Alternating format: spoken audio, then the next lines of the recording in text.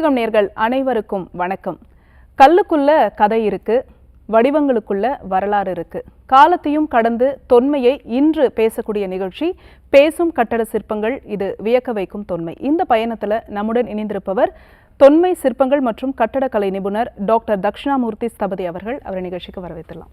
Sir வணக்கம். வணக்கம். தொடர்ச்சியாக நாங்கள் தெரிஞ்சுக்க வேண்டிய தொன்மை வாய்ந்த சிற்பங்கள், கட்டட அமைப்பெல்லாம் எப்படி இருக்குது, பழமை வாய்ந்த, அதுவும் பல்லாயிர வருஷத்துக்கு முன்னாடி இருக்கக்கூடிய விஷயங்கள் எல்லாம் கூட நம்ம தொடர்ச்சியாக பேசிகிட்டு இருக்கோம். நிறைய ஆராய்ச்சிகள் நீங்கள் செய்து எங்களுக்காக அதெல்லாம் நீங்கள் பேசிகிட்டு இருக்கீங்க. அந்த வரிசையில் எனக்கு ஒரு கியூரியாசிட்டி சார். நம்ம மன்னர்கள் நம்ம நாட்டை ஆண்ட பொழுது நம்ம படித்ததை சில விஷயம்தான், தெரியாதது நிறைய இருக்குது. இப்போது பல்லவர்களில் சிறந்த மன்னன் அப்படின்னு நீங்கள் ரிசர்ச் பண்ணதில் நீங்கள் யாரை சொல்வீங்க?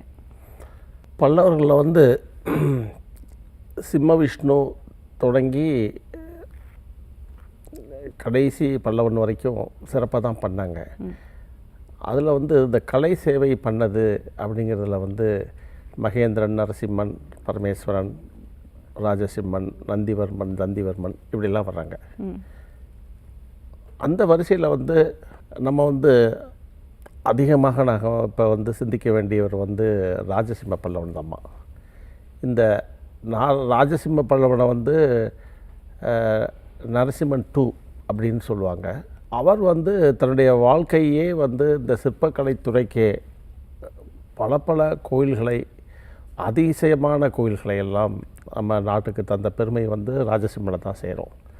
அது மட்டும் இல்லை, ராஜசிம்மன் கண்டிப்பாக நான் ஊன்றி பார்க்க வேண்டிய ஒரு மன்னன் வரலாற்றில். அவனுடைய காவியங்கள், அதாவது அவனுடைய கட்டட காவியங்கள், முந்தி நான் சொன்னேன் போன முறை, ராஜராஜ சோழனையே வியக்க வைத்தவர் ராஜசிம்ம பல்லவன். அதே போல் சாளுக்கிய மன்னன் காஞ்சியை வெற்றி கொண்ட பிறகு காஞ்சிபுரத்தை அந்த கோயிலை பார்க்க வந்த 2ஆம் விக்ரமாதித்த சாளுக்கியன் கூட அவனது அந்த கட்டடக்கலை நுட்பங்களை எல்லாம் பார்த்துட்டு வியந்துட்டு போனதெல்லாம் வரலாற்றில் இருக்குது, கல்வெட்டுகளாக இருக்குது. அதான் ரொம்ப முக்கியம். ராஜராஜ சோழன் சொன்னது கல்வெட்டில் இருக்குது, விக்ரமாதித்த சாளுக்கியன் சொன்னது கல்வெட்டில் இருக்குது. அப்படி பார்க்குறச்ச இந்த ராஜசிம்ம பல்லவன் யார் அப்படிங்கிறத நம்ம கண்டிப்பாக தெரியணும். பரமேஸ்வர பல்லவனுடைய மகன்தான் ராஜசிம்ம பல்லவன். பரமேஸ்வரன் தான் மாமல்லபுரத்தில் இருக்கிற கணேச ரதம் செய்தவர், மிகப்பெரிய சிவபக்தர் அவர். இந்த பரமேஸ்வர பல்லவனை பற்றி சொல்லணும்னா, இந்த கல்வெட்டுகள்லேயே மிகவும் பெரிய கல்வெட்டை அவர் தான் செதுக்கினார். தட் மீன்ஸ் ஒரு 10 இன்ச் ஹைட் இருக்கும் ஒரு லெட்டர்ஸும். அந்த மாதிரியான கல்வெட்டை செதுக்கினவர் பரமேஸ்வர பல்லவன். அவர் இந்த சிவனை நினைக்காதவர்களுக்கு சிவனுடைய மனதில் இடம் இல்லை, இல்லை, இல்லவே இல்லை அப்படி எழுதினவர். அந்த அளவுக்கு மிகப்பெரிய சிவபக்தர். அந்த சிவபக்தரான பரமேஸ்வர பல்லவன் தன்னுடைய மைந்தன் ராஜசிம்மனை மிகவும் அழகாக வளர்த்திருக்கிறார் தான் சொல்லலாம். It is because of the brought up by the Parameswara, he became very popular and he did a lot of things to the world of architecture sculpture. இந்த ராஜசிம்ம பல்லவன் அப்படி தான் நம்ம எடுத்துக்கணும். பல்லவ வம்சத்திலேயே பரமேஸ்வர பல்லவன் ராஜசிம்ம பல்லவனுடைய தந்தை, அவருடைய பரமேஸ்வர பல்லவனுடைய தாத்தா நரசிம்ம பல்லவன், நரசிம்மனுடைய அப்பா மகேந்திரவர்மன், இவரெல்லாம் கலை சேவையிலே வரிசையாக சாதனைகளை கண்டவர்கள். அந்த வரிசையில் அடுக்கு கற்களால் கோவில்களை கட்டும் முறையை இந்த ராஜசிம்ம பல்லவன் தான் அதிகமாக இன்ட்ரடியூஸ் பண்ணினார். அது மட்டும் இல்லை, அவருடைய ப்ராட்டப் எப்படி இருந்துச்சு கூட அவருடைய கதையை நம்ம பார்க்கலாம். பிகாஸ் இந்த ராஜசிம்ம பல்லவன் தான் படைத்த காஞ்சிபுரம் கைலாசநாதர் கோயிலில் 250 டைட்டில்ஸ், அவருடைய சர்நேம்ஸ் இன்ஸ்கிரிப்ஷனில் எழுதியிருக்கிறார். ஒவ்வொரு டைட்டிலையும் பார்த்தீங்கன்னா அதுக்கு நம்ம வந்து ஒரு புத்தகமே போடலாம். It's a life story about Rajasimha is interpreted in the names of the titles. Sivachudamani, அது நம்ம சொல்ல வேண்டியதே இல்லை. சிவச்சூடாமணி, ஆகம பிரியன், ஆகம அனுசாரி, சாஸ்திர திருஷ்டி, காவிய பிரபோதன். எப்படி இருக்கு பேர்லாம்? ஸோ காவிய பிரபோதனா என்ன, சாஸ்திர திருஷ்டினா என்ன, இப்படிலாம் நம்ம வந்து அவன் எப்படி வாழ்ந்திருக்கக்கூடும் என்பதற்கெல்லாம் வந்து அடையாள சின்னங்களாக ஒவ்வொரு பேர் இருக்குமா. இந்த காவிய பிரபோதங்கிறத பார்த்துட்டு தான் அவன் மேலே எனக்கு ரொம்ப அக்கறை வந்து அவரை இன்னும் ஆழமாக பார்த்தேன். அப்படின்னா நிறையா படிச்சிருக்கிறார். தத்துவ வேதின்னு ஒரு டைட்டில். இதெல்லாம் என்னென்னா மிகப்பெரிய அறிஞனாக ஒரு மன்னன் இருந்திருக்கிறான். நிறைய நூல்களை எல்லாம் கற்றிருக்கிறார். அவன் 64 கலைகளையுமே அவன் வந்து கற்றிருக்கிறான். சிற்பக்கலை மீது அதிக மோகம் கொண்டிருக்கிறான். இதையெல்லாம் நம்ம பார்க்கலாம். சொல்லுவாங்க இல்லையா, ராஜசிம்மனை பார்க்காட்டி பரவாயில்ல, அவனுடைய கேரக்டரை தெரிஞ்சுக்கணும்னு சொல்லும்போது அவனுடைய பணிகள் தான், அவனுடைய செயல்கள் தான், அவனுடைய சாதனைகள் வந்து இந்த ராஜசிம்மன் யார் அப்படிங்கிறத அறுதிட்டு சொல்கிறது. அவனுடைய பணிகள் இருக்குது, அவனுக்கு இருக்கிற டைட்டில்ஸ் இருக்குது.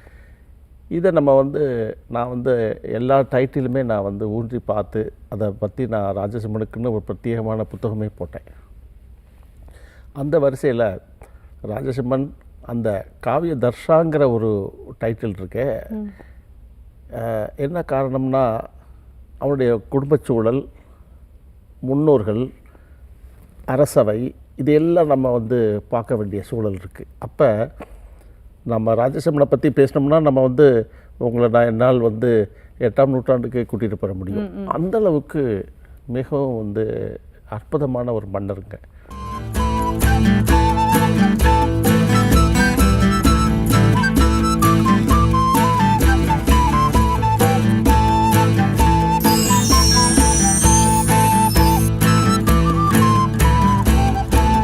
மீண்டும் ஒரு சிறிய இடைவேளைக்கு பிறகு நிகழ்ச்சிக்கு வரவேற்கிறோம் நேர்களே. இது பேசும் கட்டட சிற்பங்கள், வியக்க வைக்கும் தொன்மை. அந்த தண்டின்னு கேள்விப்பட்டிருப்பீங்க, மிகப்பெரிய புலவர். அவர் காவிய தர்ஷா அப்படின்னு ஒரு நூல் எழுதினார். சரி, அது ஒரு அணி இலக்கணம். அது வடமொழியில் எழுதினது. அது அவை புலவராகவும் அந்த தண்டி இருந்தார். காவிய தர்ஷா என்ன சொல்லுது? காவிய தர்ஷா சொல்கிறது வந்து இந்த அணி இலக்கணம்ங்கிறது. அணி இலக்கணம்னா வந்து நம்ம கேட்டிருக்கோம் இல்லையா, ஓமை அணி, இப்படிலாம் கேள்விப்பட்டிருக்கோம். இந்த மாதிரியான இந்த மொழி இலக்கணத்தில் அணி இலக்கணம் வந்து மிகவும் சிறப்பானது. அதில் தான் வந்து ரசானுபவம் வரும், நவரசங்கள் வரும். இந்த மாதிரியான பாவனைகளையும் இந்த காவியத்தில் இருக்கிற இலக்கணங்களையெல்லாம் வந்து ரொம்ப விவரமாக சொல்கிறது. இதையெல்லாம் படிச்சிருக்கிறார் அவர். இதெல்லாம் படித்ததனால்தான் அவரால் 3 மாபெரும் காவியங்களை, இந்த நாங்கள் வந்து எப்போவுமே இந்த கட்டடங்களை, சிற்ப கட்டடங்களையோ இந்த கோவில்களையோ நாங்கள் சொல்கிறது காவியம் தான் சொல்லுவோம். ஏன்னா இட் இஸ் லிட்ரரி வேல்யூ இருக்குது அந்த கோவிலுக்கெல்லாம். அந்த அளவுக்கு அவனால் படைக்க முடிந்தது என்றால் இந்த மாதிரி நூல்களில் வந்து ரொம்பவும் அதில் பாண்டித்யம் அவனுக்கு இருந்திருக்குமா. அதனால்தான் அவனால் மாமல்லபுரத்தில் இருக்கிற கடற்கரை கோயில் படைக்க முடிந்தது. கடற்கரை கோயில் மாமல்லபுரத்தில் இருக்கிறதுனா அது ஒரு தனித்துவம் வாய்ந்தது. அது போன்ற கோயில் பின்னர் கட்டப்படவே இல்லை, அதற்கு முன்னர் இருந்ததான்னு தெரியல. அந்த மாதிரியான அது ஒரு காவியம்தான். அதே போல் நீங்கள் பனமலையில் தலகிரீஸ்வரர் கோயில் ஒன்று இருக்குது. அதுவும் வந்து விசித்திரமான கட்டட அமைப்போடு கட்டது. அதே மாதிரி தனது பெயர்லேயே ராஜராஜேஸ்வரம் அப்படிங்கிற ஒரு பெயரை கொண்ட அந்த கைலாசநாதர் கோயில்தான் மிக மிக அற்புதமான கோவிலாக நமக்கு தெரியுது. இப்படி பார்க்குறச்ச அவனுடைய மனைவியை நான் அதில் குறிப்பிடணும். அவருடைய மனைவி ரங்கப்பதாகை. அவங்க ஒரு டான்சர். ஸோ அவருடைய மனைவி ஒரு டான்சர், அவங்க ஒரு கலை குடும்பத்தை சேர்ந்தவங்க. அவங்களும் ஒரு கலையை வந்து தன்னகத்தை வச்சுருக்கிறாங்க. அதே மாதிரி அவைப்புலவர் தண்டி. ம். நிச்சயமாக மிகவும் சிறந்த கட்டடக்கலைஞனை கூட அவர்கள் வைத்திருக்க வேண்டும். ஸோ கட்டடக்கலைஞன், ஒரு காவியத்தில் புலமை வாய்ந்த ஒரு புலவர், அவருடைய பின்புலம், இவைகளெல்லாம் ஒட்டுமொத்தமாக நம்ம வந்து பார்க்கணும் அப்படின்னா கைலாசநாதர் கோயில் பார்க்கலாம். காஞ்சிபுரம் கைலாசநாதர் கோவில் ஒரு யூனிக்கான டெம்பிள். இதுவரை கட்டப்பட்ட கோயில்களில் இதைவிட சிறந்த கோயில் கட்டப்படவே இல்லைன்னு சொல்லலாம். அதில் இருக்கிற சிற்ப விஷயங்கள், அதில் இருக்கிற சைவ சித்தாந்தத்தை உபயோகப்படுத்தி அதில் பிரயோகப்படுத்தப்பட்ட முறைகள், அந்த கட்டட அமைப்பு, இவற்றெல்லாம் நம்ம வந்து கண்டிப்பாக வந்து நம்ம இந்த கலை பிரியர்கள், இந்த ஆராய்ச்சியாளர்கள் ஒவ்வொருவரும் கண்டிப்பாக வாழ்நாளில் இந்த காஞ்சிபுரம் கைலாசநாதர் கோயில் கண்டு நாம் இந்த ராஜசிம்மனுடைய அவனுடைய கலை மீது கொண்ட ஈடுபாட்டை நாம் பார்க்கும்போது கண்டிப்பாக பிறவி எடுத்ததின் பலனையே நாம் அந்த கோயில் போய் பார்த்தோம்னா நம்ம புரியுமா. இப்படி தான் ராஜசிம்மன் வந்து மிகவும் உயர்ந்து காணப்படுகிறான். அவனுடைய கல்வெட்டில் சொன்ன ஒரு விஷயத்தையும் நான் சொல்லணும். அந்த கோயிலுக்குள்ளே போனோம்னா எங்கே பார்த்தாலும் ராஜசிம்மன் தான் தெரிவார் நமக்கு. ஏன்னா எங்கே பார்த்தாலும் சிங்கங்கள் தான் இருக்கும். அந்த கோயில் எப்படி இருக்கும் பார்த்தீங்கன்னா, ஒரு விண்ணை முட்டும் ஒரு கோயிலாக ஒரு 200 அடி 300 அடிலாம் கிடையாது. ஆனால் அவனுடைய கல்வெட்டில் சொல்கிறது, இந்த பூலோக கைலாசம் விண்ணுலக கைலாசத்தை தொடும் அளவிற்கு கட்டியிருப்பதாக சொல்கிறான். ஸோ இந்த மாதிரி எத்தகைய ஒரு பெரிய கலை பொக்கிஷத்தை நமக்கெல்லாம் கொடுக்கணும் அப்படின்னு அவன் இரவு பகல் தூங்காமல் கூட கட்டியிருப்பானு யோசிக்க வேண்டியிருக்கு.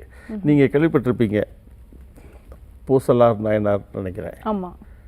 அவர் கூட அந்த கோயிலில் கட்டிகிட்டு இருக்கும்போதே வந்து அதை பார்த்துட்டு, அடடா இப்படியெல்லாம் கோவில் கட்ட முடியுமா, நமக்கும் நம்ம மனசில் இருக்கிற சிவனுக்கும் நாம் கோவில் மனதால் கட்ட வேண்டுமே நினச்சி ஒவ்வொரு கல்லையும் அங்கே வைக்கும்போது அவர் மனதில் வந்து கல்லை வைத்ததாக நாம் படிக்கிட்டு இருக்கோம். அது கூட அந்த கோவில் கட்டி முடிக்கையில் வந்து மன்னன்கிட்ட போய் அந்த அசரீதியாக நான் பூசலார் கோயிலுக்கு போயிட்டு முதல்ல அங்கே போய் அருள் கொடுத்துட்டு அப்புறம் உன் கோயிலுக்கு வரேன்னு சொன்னதாக கூட கல்வெட்டு இருக்குது. இப்படித்தான் ராஜசிம்மனுடைய பெருமையின் வந்து நம்ம சொல்லலாம். அதில் முன்னாடியே நான் சொன்னேன், அந்த ராஜசிம்மனுக்கென்று ஒரு சிற்பத்தையே, அவருடைய சிலையையே இன்னொரு சிலைக்குள் தன்னை காட்டியிருக்கிறார் கூட நான் போன முறை சொன்னேன்.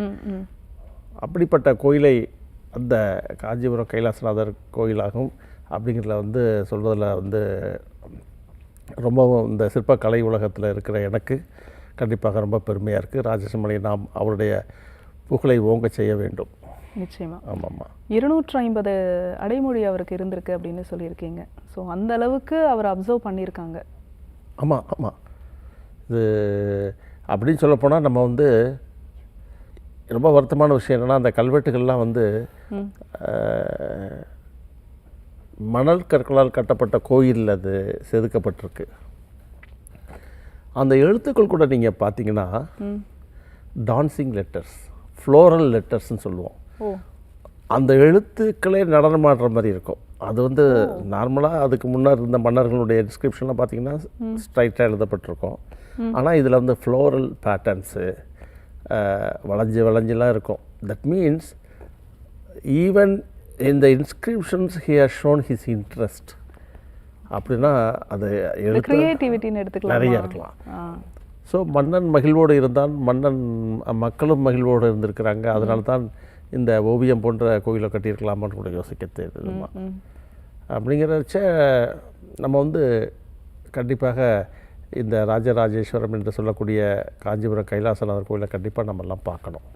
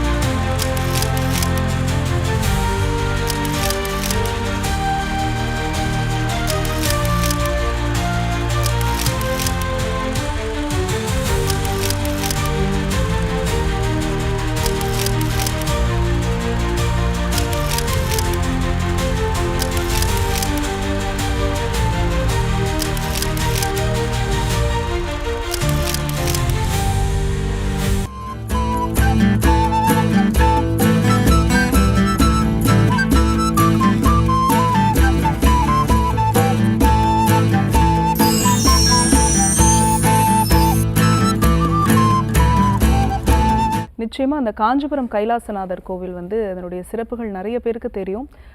நாங்களும் தெரிஞ்சுக்கணும் அப்படின்னு ஆசைப்படுறோம். இந்த கோவிலினுடைய கட்டட அமைப்பை பற்றி சொல்லுங்கள், அங்கே இருக்கக்கூடிய சிற்பங்கள் அதை பற்றியும் சொல்லுங்கள். ஆமாம், இதை வந்து உங்களுக்கு நாங்கள்லாம் புத்தகம் எழுதுறதுனால இந்த விசிட்டர்ஸ் ஆங்கிளில் நாங்கள் பார்ப்போம்.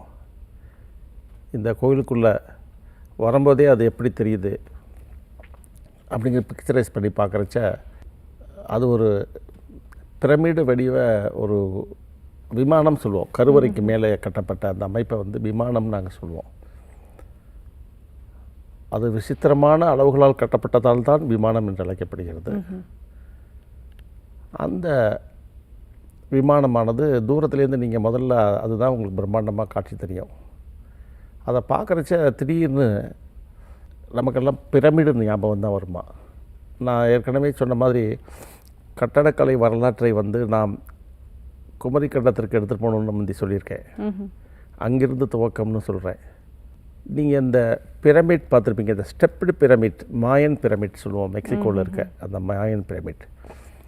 இந்த காஞ்சிபுரம் கைலாசநாதர் கோயில் விமானத்தில் இருக்கிற அந்த ஆர்னமெண்டல் ஃபியூச்சர்ஸ், விமானத்தில் நிறைய ஆர்னமெண்டலி டெக்கரேட்டட் அந்த எலிமெண்ட்ஸ் எல்லாம் ரிமூவ் பண்ணிவிட்டு அதை நீங்கள் பார்த்தீங்கன்னா ஸ்டெப்டு பிரமிட் தான் தெரியும். ஆமாம், நீங்கள் அந்த மாயன் பிரமிட் சொல்கிற அந்த ஸ்டெப்டு பிரமிட்டில் இந்த காஞ்சிபுரத்தில் இருக்கிற இந்த ஆர்னமெண்டல் ஃபியூச்சர்ஸ், இந்த எம்பலிஷ்மெண்ட்ஸ்னு சொல்லுவோம், கர்ணக்கூட்டம், சாலை எப்படிங்கிற பேரில் இருக்கிற அந்த உறுப்புகள் எல்லாம் மாயன் பிரமிட்ஸில் பொருத்தி பார்த்திங்கன்னா அது காஞ்சிபுரம் கைலாசநாதர் கோயில் தெரியும். ஸோ எவல்யூஷன் எப்படிலாம் வந்திருக்குங்கிறத நம்ம இன்னும் ஆய்வு பண்ண வேண்டியிருக்கு. நான் அப்படி தான், ஏன்னா அந்த ஸ்டெப் பை ஸ்டெப் தான் அந்த கோர் ஸ்ட்ரக்சர் இருக்கும். அந்த எட்ஜஸ்ல எல்லாம் நீங்கள் வந்து அந்த ஃபியூச்சர்ஸ் எல்லாம் வச்சுட்டிங்கன்னா it will look like a vimanam, Kanchipuram விமானம்.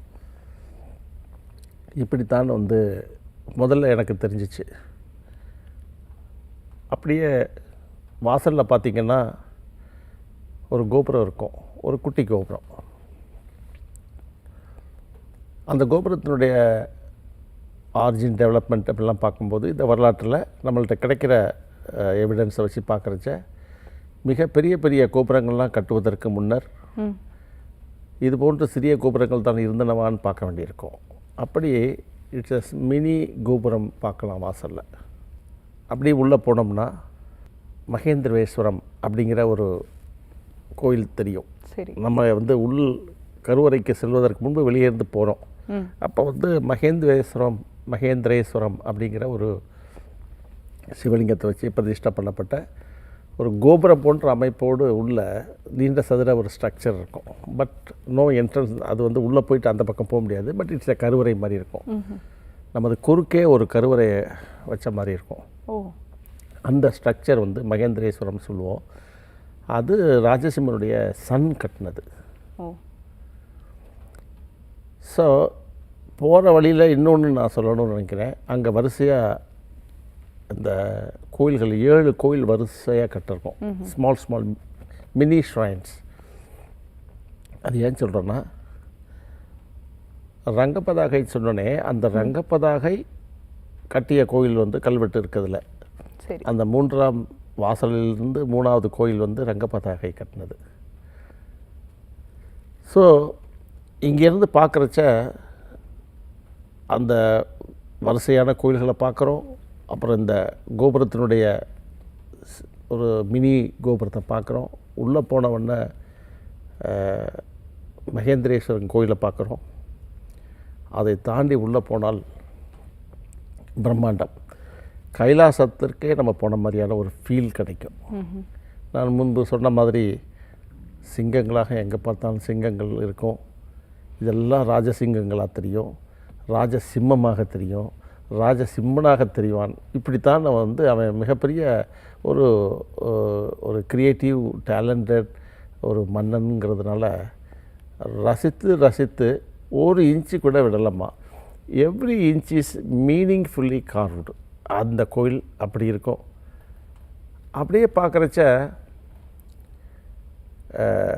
அதனுடைய நீலாகலம்லாம் பார்த்திங்கன்னா தஞ்சாவூர் மாதிரி மிகப்பெரிய நீளம் அகலம் அப்படிலாம் கிடையாது. சும்மா ஒரு 150 ஃபீட் லென்த் இருக்கும்.